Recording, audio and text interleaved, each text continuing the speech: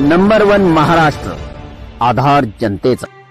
शिंदखेडा तालुक्यातील सुडाणे येथील शेतकरी पांडुरंग प्रताप कोळी या शेतकऱ्याने 2 एकर कापसाची लागवड मे महिन्यात केली। मात्र 4 महिने उलटून गेले तरी देखील अद्याप कापसाला एकही बोंड काही लागलेले नाही।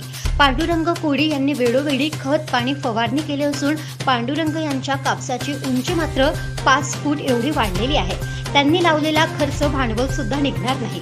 यावर्षी तर कापसाला वातावरण पाऊस देखील चांगला होता, मात्र अशा फ्रॉड कंपन्यांमुळे शेतकऱ्यांना नाहक त्रास सहन करावा लागतो आहे।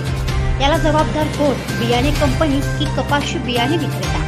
मात्र शेतकरी 4 महिने राबून जर का अशी फसवणूक होत असेल तर शेतकऱ्यांनी करायचे तरी काय, असा प्रश्न शेतकऱ्यांसमोर निर्माण होतो आहे। तेव्हा शिंदखेडा तालुक्यातील कृषी अधिकारी पांडुरंग कोळी यांच्या शेतात कधी जाणार, कधी पंचनामा करणार आणि त्यांना कधी भरपाई मिळेल याची प्रतीक्षा त्या शेतकऱ्याला आहे। नंबर 1 महाराष्ट्र न्यूज करिता प्रमोद सावळे, धुळे।